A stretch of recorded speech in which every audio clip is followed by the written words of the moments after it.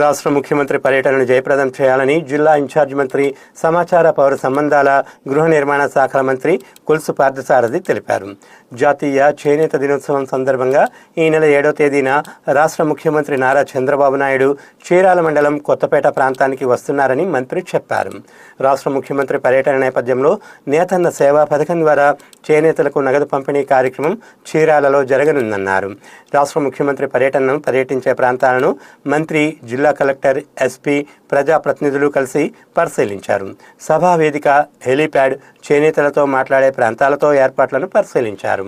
ఎక్కడ ఎలాంటి సమస్యలు రాకుండా అన్ని చర్యలు తీసుకోవాలని అధికారులకు మంత్రి మార్గం నిర్దేశం చేశారు. 7వ తారీఖున జరగబోయే మీటింగ్ సంబంధించి ఎమ్మెల్యే గారు, కార్యకర్తలు, కూటమి నాయకులందరూ కలిసి ఏ విధంగా ఈ కార్యక్రమాన్ని విజయవంతం చేయాలి, ఈ కార్యక్రమం అన్ని కార్యక్రమాల మూలంగా లాగా కాకుండా చీరాలకు ఒక ప్రత్యేకమైన కార్యక్రమం. ప్రగడ కోటయ్య గారు రిప్రజెంట్ చేసిన నియోజకవర్గం, నేతన్నలు ఎక్కువగా ఉన్న నియోజకవర్గం. మరి ఆ నియోజకవర్గంలో మరి కార్యక్రమాన్ని ఘనంగా నిర్వహించాలని చెప్పేసి అందరూ కూడా మరి డిస్కస్ చేయడం జరిగింది. ఇంతకుముందు 2 సార్లు సీఎం గారి ప్రోగ్రాం ఫిక్స్ అయినా కూడా అనివార్య కారణాల మూలంగా క్యాన్సిల్ అయింది. బహుశా నేతన్నలకి చేసే గొప్ప కార్యక్రమం ఈ ప్రాంతం నుంచి, ఈ నియోజకవర్గం నుంచి ప్రారంభించాలని రాసిందేమో, అందుకనే అయిందని చెప్పేసి అందరూ కూడా సంతోషపడుతూ ఉన్నారు. మరి నేతన్నల సేవలో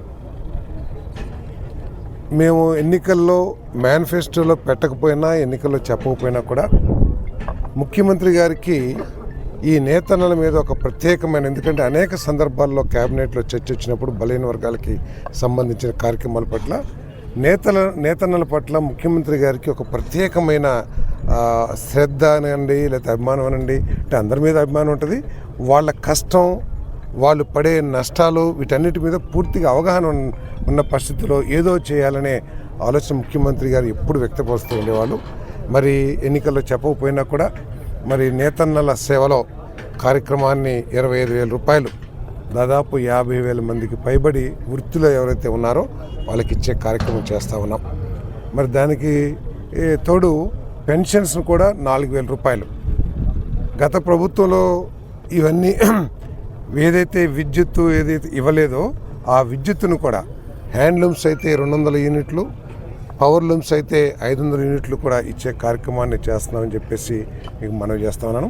మరి ఈ కార్యక్రమాన్ని ఇక్కడి నుంచి ప్రారంభించడం నిజంగా మా కూటమి ప్రభుత్వానికి చాలా సంతోషించదగ్గ విషయం అని కూడా తెలియజేస్తాను.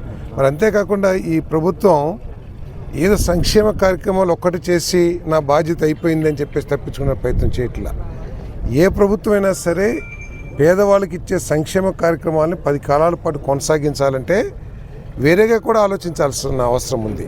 ఈ రాష్ట్రానికి ఆదాయాన్ని ఏ విధంగా పెంచాలి, ఆ రాష్ట్ర ఆదాయంలో నుంచి కొంత భాగాన్ని మరి పేదలకి సేవ చేయటం కోసం, సంక్షేమ కార్యక్రమాల కోసం, కొంత భాగాన్ని రాష్ట్రాన్ని అభివృద్ధి చేయటం కోసం వాడాలనేది ఏ పరిపాలన దక్షత ఉన్న ఏ నాయకుడైనా సరే ఆలోచించే విధానం. గత ప్రభుత్వంలో కేవలం బటన్ నొక్కటం ఒక్కటే కార్యక్రమంగా పెట్టుకుని రాష్ట్రాన్ని ఆర్థికంగా దివాలా తీపిస్తే, ఈరోజు దివాలా తీసిన పరిస్థితుల్లో కూడా ముఖ్యమంత్రి గారు కష్టపడి సంక్షేమ కార్యక్రమాలు ఏదైతే ఎన్నికల్లో చెప్పలేదో వాటన్నిటినీ కూడా మరి ముందుకు తీసుకెళ్తూ అభివృద్ధిని కూడా పరిగెత్తిస్తున్నారని చెప్పేసి మనం చేస్తున్నాను.